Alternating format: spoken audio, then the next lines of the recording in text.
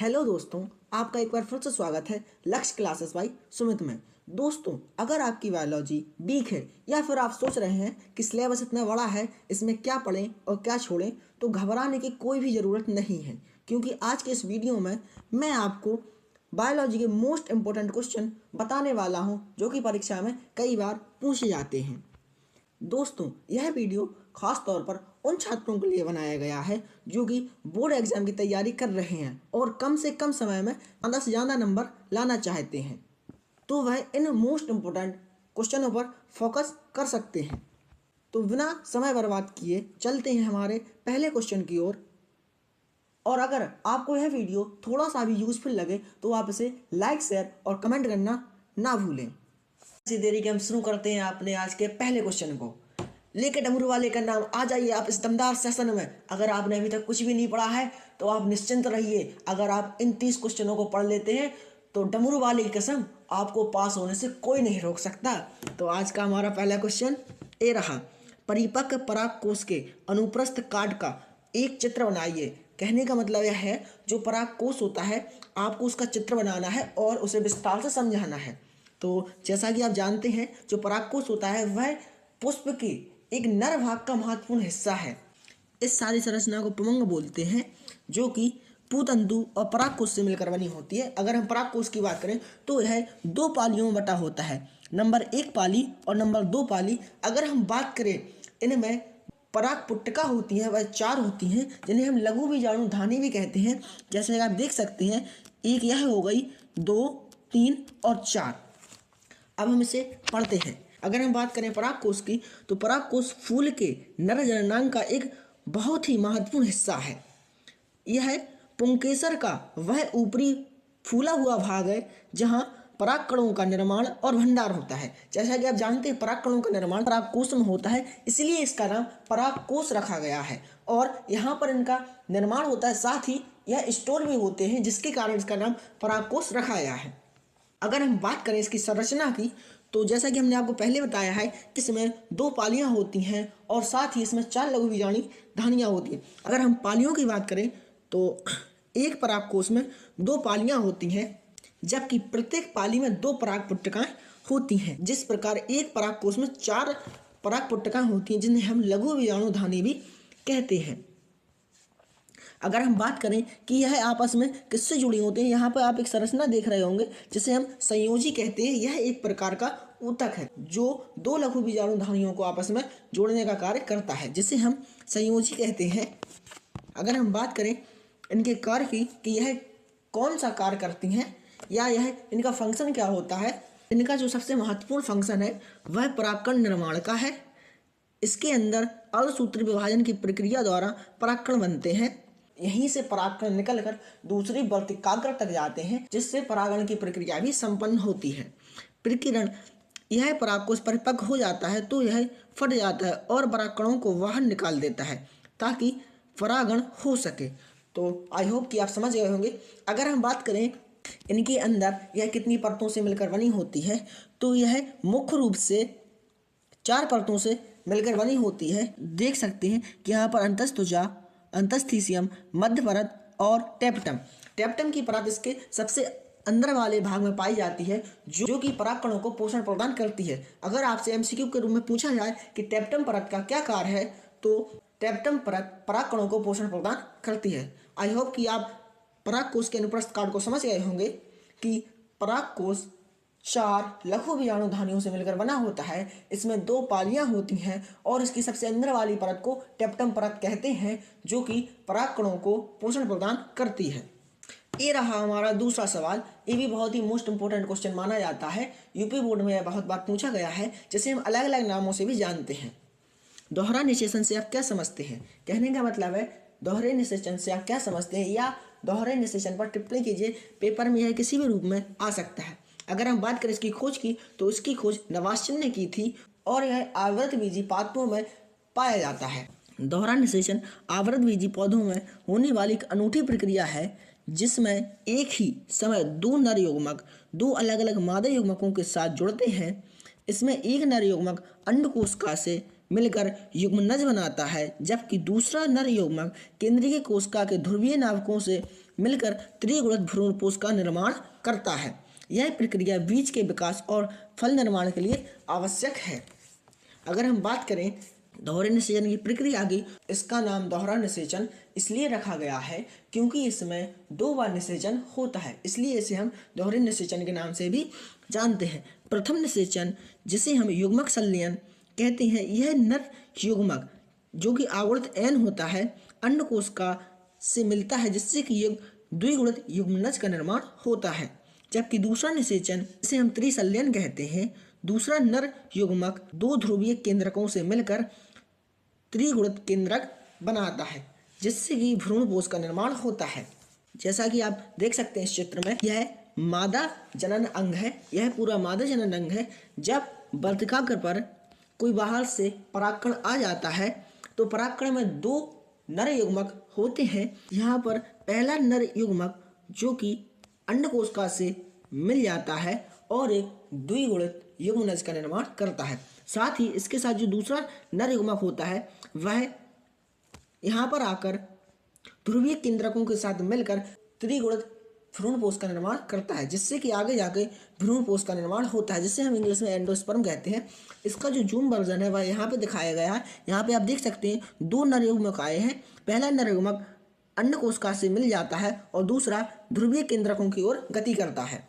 यहाँ पर आप देख सकते हैं, यहाँ पर पहला नर युग्मक अंडकोशिका के साथ मिल गया है और द्विगुणित संरचना का निर्माण करता है।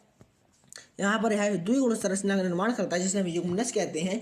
जबकि दूसरा नर युग्मक यहाँ से निकलकर यहाँ पर आ जाता है और भ्रूणपोष का निर्माण करता है।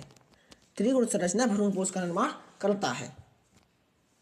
तो पहला नर युग्मक अंडकोशिका से मिलकर एक द्विगुणित संरचना का निर्माण करता है, जिसे हम युग्मनज कहते हैं। जबकि दूसरा नर युग्मक 2 ध्रुवीय केंद्रकों के साथ मिलकर त्रिगुणित संरचना का निर्माण करता है, जिससे कि भ्रूणपोष का निर्माण होता है। एक बार फिर हम डमरू वाले की जय बोल के आगे बढ़ते हैं। अगर आपने कुछ भी नहीं पढ़ा है तो आप डमरू वाले का नाम लीजिए और आप हमारे साथ जुड़ जाइए। कसम डमरू वाले की, आप बायो में फेल नहीं हो सकते। अगर आप हमारे इस टॉप 30 क्वेश्चनों को पढ़कर पेपर में जाते हैं तो आपको ऐसा लगेगा कि लो, हमें तो पेपर पहले से ही पता था, जो हमने पढ़ाया वही पेपर में आएगा। आगे बढ़ते हैं। क्वेश्चन नंबर 3, अनिषेक फलन तथा बहुभ्रूणता के बारे में लिखिए या इन पर टिप्पणी कीजिए। कुछ भी पेपर में कुछ भी आ सकता है, लेकिन आपको जो याद रखना है वह अनिषेक फलन और बहुभ्रूणता रखना है। अनिषेक फलन एक ऐसी प्रक्रिया है जिसमें बिना निषेचन के ही फल का निर्माण हो जाता है, इसलिए इसे अनिषेक फलन भी कहते हैं। अगर हम बात करें यह कैसे होता है तो इसके लिए बहुत सारे हार्मोन उत्तरदायी होते हैं, जैसे ऑक्सिन हार्मोन है, जेवलिन हार्मोन है। यह इस प्रकार के फलों के उत्पादन में महत्वपूर्ण भूमिका निभाते हैं। जैसे यहाँ पर हमने एक पपीता देखा है और इस प्रकार यहाँ पर हमने जो पपीता देखा है इसमें एक भी बीज नहीं है, क्योंकि यहाँ पर निषेचन नहीं हुआ है तो बीज भी नहीं बनेंगे। इस प्रकार के फलों में जो कि अनिषेक फलन द्वारा उत्पन्न होते हैं उनमें बीज नहीं होता। जैसे आप मानिए आप गर्मियों में हैं और आप लाल वाटरमेलन मतलब तरबूज खा रहे हैं और उसमें कोई बीज होता है वो आपके दांत के नीचे आ जाए तो आपको कितना बुरा लगता है। इसीलिए अनिषेक फलन जैसी टेक्नोलॉजी का उपयोग किया जाता है ताकि आप गर्मियों में या सर्दियों में ऐसे फल खा सकें जिनमें बीज नहीं होते। आगे बढ़ते हैं। अनिषेक फलन वह प्रक्रिया है जिसमें बिना निषेचन के ही अंडाशय से फल विकसित हो जाता है। ऐसे फल बीज रहित होते हैं। जैसा कि आपको पता है कि ऐसे फल बीज रहित होते हैं, जैसे केला हो गया, केला में बीज नहीं होता, अंगूर, पपीता आदि, अनानास। यह प्रक्रिया प्राकृतिक रूप से हो सकती है या ऑक्सिन, जेवलिन जैसे हार्मोन के छिड़काव से प्रेषित की जा सकती है, जो अच्छी गुणवत्ता वाले बीज रहित फल प्राप्त करने के लिए महत्वपूर्ण है। तो आप अनिषेक फलन समझ गए होंगे। बिना निषेचन के जब भी फल का निर्माण हो तो आप आंख बंद करके डमरू वाले का नाम लेके आप लिख सकते हैं कि यह एक अनिषेक फलन का उदाहरण है। अगर आपको मज़ा आ जाए तो लाइक शेयर कमेंट करना ना भूलें। आपको कसम डमरू वाले की, अगर आप यहीं से याद करके ना गए तो। अब हम आगे बढ़ते हैं बहुभ्रूणता की तरफ। जैसा कि इसमें लिखा है बहुभ्रूणता, बहु का मतलब होता है वो बहू नहीं, भाई पढ़ लो। अगर तुम पेपर में फेल हो गए तो तुम्हें बहू ना मिलने वाली, तुम्हारी फील्डिंग सेट है। इसलिए ये वो बहू नहीं है। कसम डमरू वाले की, बेरोजगारों को बहू नहीं मिलती भाई, इतिहास गवाह है। ये वो वाली बहू नहीं है। इसका मतलब है, बहू का मतलब बहुत सारी, बहुवचन, बहुत सारे। जैसे आपने पढ़ा होगा एक वचन, दो वचन, बहुवचन, तो इसका मतलब क्या है, दो से अधिक, दो से अधिक, दो से अधिक। तो जैसा कि बहू का मतलब क्या हो गया, दो से अधिक, और भ्रूण का मतलब यहाँ पर हम समझ लेते हैं, क्योंकि बीज जो होता है वो भ्रूण का ही निर्माण होता है, तो यहाँ पर दो से अधिक बीज हो गए। क्या हो गए, बीज हो गए। जब भी किसी भी फल में दो या दो से अधिक भ्रूण पाए जाते हैं तो हम उसे क्या कह देते हैं, बहुभ्रूणी। क्या कहते हैं, बहुभ्रूणी फल कहते हैं। जैसा कि आप समझ सकते हैं, यह एक ऐसी जैविक घटना है जिसमें एक ही बीज या निषेचित बीजांड के भीतर एक से अधिक भ्रूण विकसित होते हैं। आमतौर पर एक बीज में एक ही भ्रूण होता है, लेकिन इसमें कई भ्रूण बनने के कारण एक ही बीज से कई पौधे उग सकते हैं। इसका अध्ययन सर्वप्रथम एंटोन वन लीeuwenhoek ने 1729 में नींबू के बीजों पर किया था। किस पर किया था, नींबू के बीजों पर। अगर आप बायो के एक छात्र हैं तो आपके लिए एक होमवर्क है जिसमें आप हमें यह बताएंगे कि सूक्ष्म जीवी या सूक्ष्म विज्ञान, जिसे हम माइक्रोबायोलॉजी भी कहते हैं, जिसे हम माइक्रोबायोलॉजी भी कहते हैं, इसके जनक कौन हैं, माइक्रोबायोलॉजी के जनक कौन है, यह उत्तर आप कमेंट में दे सकते हैं। कसम डमरू वाले की, अगर आपको क्वेश्चन का आंसर पता ना हो तो आप गूगल पर देखकर भी हमें दे सकते हैं, जिससे कि आपको पता तो चले कि माइक्रोबायोलॉजी के जनक कौन है। और जिस बच्चे ने इस वीडियो को देखा और उसके कमेंट में उसने सूक्ष्म विज्ञान के यानी माइक्रोबायोलॉजी के जनक का नाम कमेंट नहीं किया, तो कसम डमरू वाले की, डमरू वाला तुम्हें त्रिशूल फेंक के मारेगा भाई। क्या मारेगा, त्रिशूल फेंक के मारेगा। तो आपको कमेंट में माइक्रोबायोलॉजी का जनक अवश्य लिखना है। आगे बढ़ते हैं अपने अगले क्वेश्चन की ओर। क्वेश्चन नंबर 4 बहुत ही सरल और बहुत ही ज़्यादा पूछे जाने वाले टॉपिकों में से एक है, जिसका नाम है परागण। क्या नाम है, परागण। भाई बहुत ही सरल टॉपिक है, इसमें लिखना कुछ नहीं है, बस तुम्हें समझना है। क्या करना है, समझना है। अगर तुम इसे समझ गए तो तुम पेपर में पूरा लिख के आओगे, पेपर की कॉपी भर दोगे। ऐसे एग्जाम में कहेगा कहाँ से सीखा। आगे देखते हैं। परागण बेसिकली वह प्रक्रिया है जिसमें परागकण, क्या, परागकण। तो परागकण कहाँ से, परागकोश से। कहाँ से, परागकोश से। कहाँ पर पहुँचते हैं, वर्तिकाग्र पर पहुँचते हैं। कहाँ पर पहुँचते हैं मेरे भाई, वर्तिकाग्र पर पहुँचते हैं। कहने का मतलब परागण क्या है, परागकणों का, बेसिकली परागण क्या है, परागकणों का परागकोश से उसी पुष्प की वर्तिकाग्र तक पहुँचना क्या कहलाता है, परागण कहलाता है। परागकणों का परागकोश से निकलकर उसी पुष्प की या उसी प्रजाति के पुष्प की किसी दूसरे पुष्प की वर्तिकाग्र तक पहुंचना परागण कहलाता है। अगर हम इसे पढ़ने का प्रयास करें तो क्या लिखा है, परागण वह प्रक्रिया है। ये तो आपको सब में लिखना ही है कि वह प्रक्रिया है। अगर द्विनिषेचन पूछे तो द्विनिषेचन वह प्रक्रिया है, असंग जनन पूछे असंग जनन वह प्रक्रिया है। इतना चेप दो भाई, कुछ भी हो क्वेश्चन में, कुछ भी हो वह प्रक्रिया तो लिख दो। जैसे पापा के नाम के आगे श्री लगाते हैं, लिख दो भाई, श्री तो लिखना ही है, पिता श्री, श्री लिखना है। इसी प्रकार वह प्रक्रिया लिखना ही है तुमको। तो परागण वह प्रक्रिया है जिसमें पुष्प के परागकोश से, ये बहुत अच्छी बात है भाई, पढ़ी लिखी बात है, परागकोश से, परागकोश से परागण निकलकर उसी जाति के पुष्प की वर्तिकाग्र तक पहुंचते हैं। यह प्रक्रिया क्या कहलाती है, परागण कहलाती है। यह पौधों के जनन का पहला और सबसे महत्वपूर्ण चरण है। जी आपको लिखना है इतना। अगर आप समझ गए होंगे तो कसम डमरू वाले की कमेंट में लाल दिल भेजना भाई। कौन वाला, लाल वाला। जैसे कि क्या समझे आप, परागण वह प्रक्रिया है जिसमें पुष्प के परागकोश से निकलकर परागकण, परागकोश से क्या निकले भाई, परागकण निकले, और परागकण कहाँ गए, वर्तिकाग्र तक गए। जिस प्रकार आप अपने घर से निकलकर गाड़ी पर बैठकर अपनी क्रश के मोहल्ले में जाते हैं, वार के वार जाते हैं ना, हमें पता है आप कहाँ गए, क्रश के मोहल्ले में अपने। इसी प्रकार परागकण कहाँ गए, निकलकर वर्तिकाग्र तक। कहाँ गए, वर्तिकाग्र तक। अगर हम बात करें परागण के प्रकार की तो मुख्य रूप से दो प्रकार के, कितने प्रकार के भाई? 2 प्रकार के। एक स्वपरागण जो स्वयं से हो जाए और एक परपरागण जिसमें हमें किसी दूसरे व्यक्ति की जरूरत पड़े। एक स्वपरागण और एक परपरागण। तो अब हम बात करते हैं स्वपरागण की। स्वपरागण में तो कुछ नहीं पढ़ना ज़्यादा। स्वपरागण में तुम यहाँ पर देख रहे होगे, यहाँ से जो पीले पीले दिख रहे ये परागकण है। क्या है? परागकण। जब किसी परागकोश से परागकण निकलकर उसी पुष्प की वर्तिकाग्र पर पहुंच जाए, क्या है? स्वपरागण। कहने का मतलब उसी पुष्प के परागकोश से परागकण निकले और उसी पुष्प की वर्तिकाग्र पर चले गए, क्या है? स्वपरागण भाई। क्या है? स्वपरागण। जब एक पुष्प के परागकण उसी पुष्प के वर्तिकाग्र पर या उसी पौधे के किसी अन्य पुष्प के वर्तिकाग्र पर गिरते हैं तो यह क्या है? स्वपरागण है भाई। क्या है? स्वपरागण। उदाहरण लिख लेना, मटर और टमाटर। उदाहरण याद करना, मटर और टमाटर। स्व से याद क्या करना है? स्वयं। और परागण तुम्हें पता ही है, परागण में क्या लिखना है तुम्हें? परागकण किससे निकले? परागकोश से। और कहाँ गए? वर्तिकाग्र पर। स्व का मतलब स्वयं। यहाँ पर आप देख सकते हैं, ये इसको जूम करके देखते हैं भाई।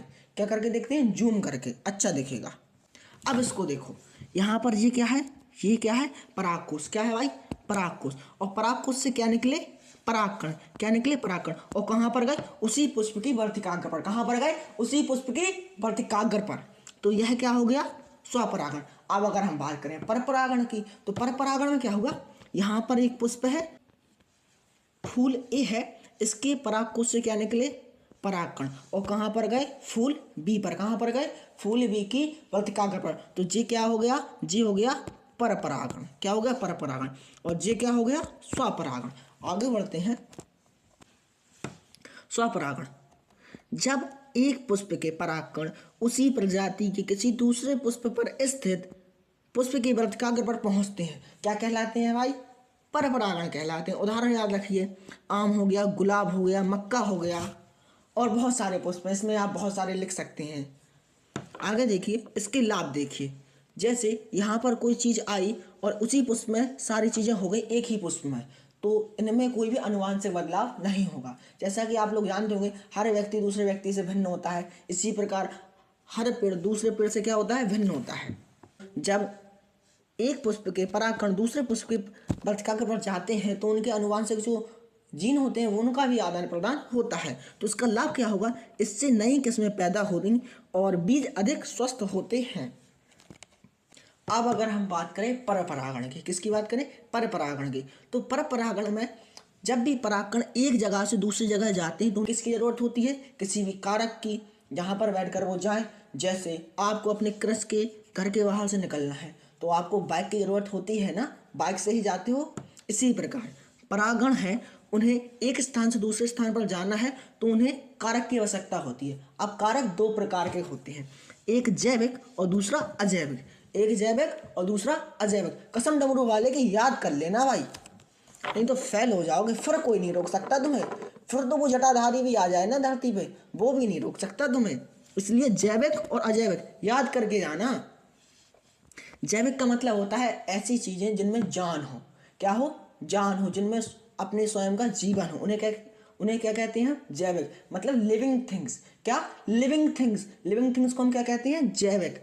जैसे कीट हो गया, पक्षी हो गई। जैसे आपने मधुमक्खियों को देखा होगा। किसको देखा? मधुमक्खियों को या ततैया को या भंवरों को। वो गाना सुना तुमने?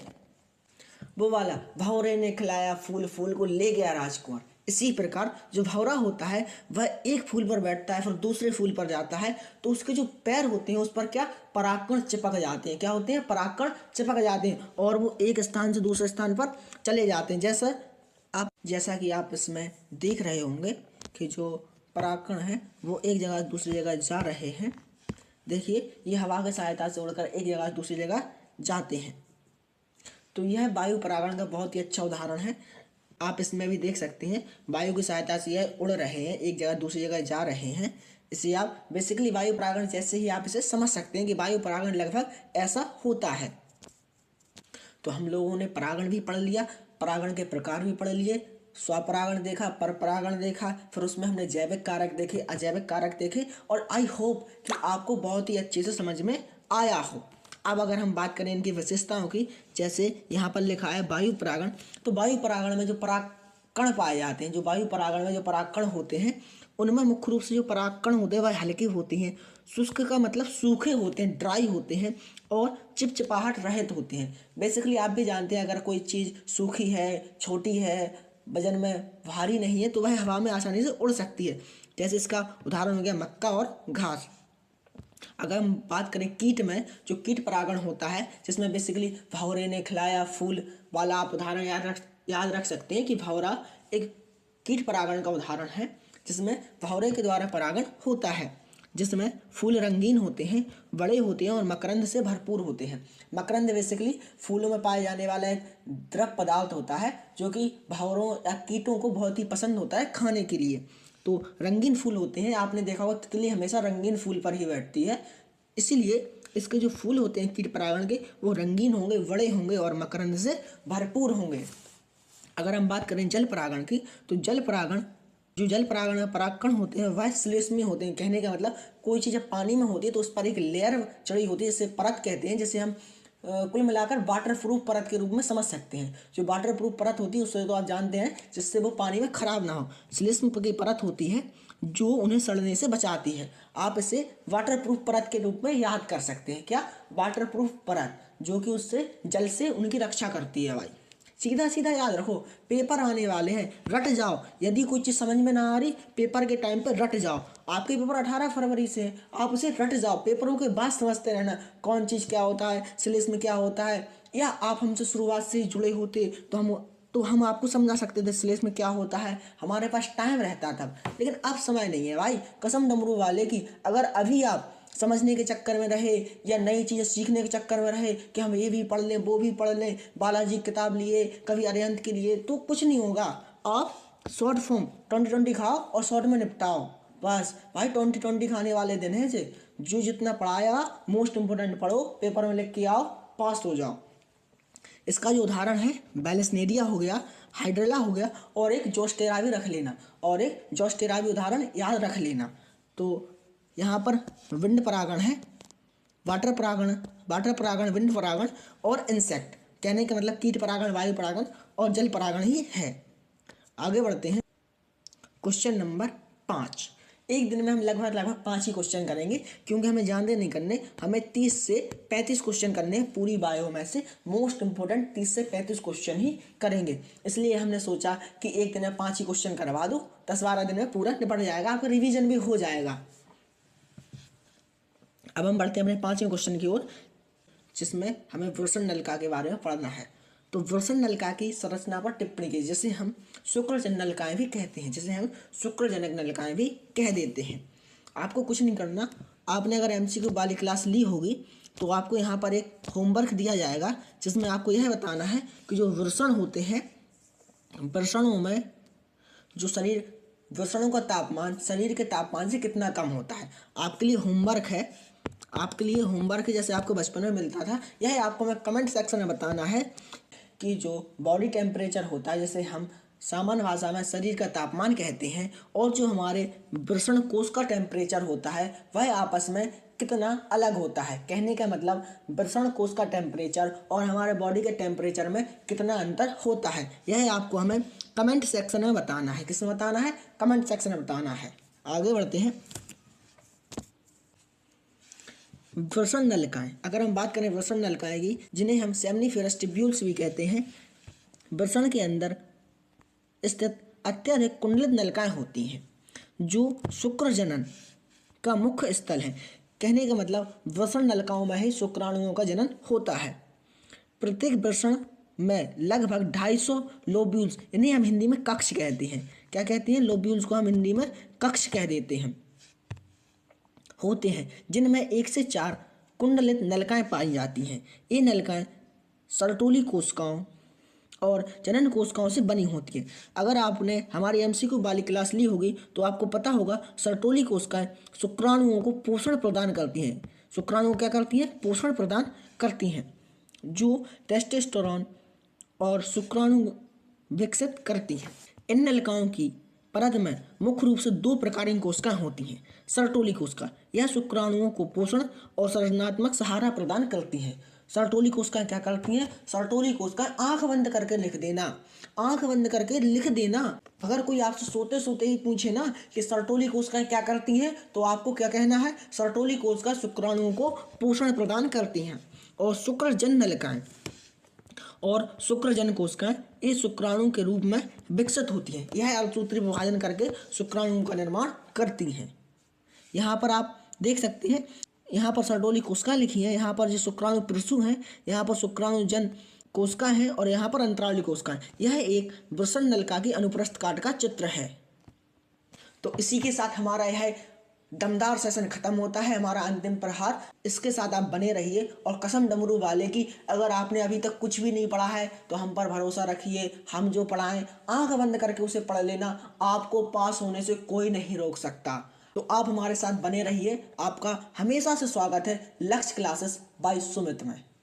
चलिए दोस्तों, आज के वीडियो में बस इतना ही। अगर आपको यह वीडियो थोड़ा भी हेल्पफुल लगा हो तो इस वीडियो को लाइक ज़रूर करें और अपने दोस्तों के साथ शेयर भी करें।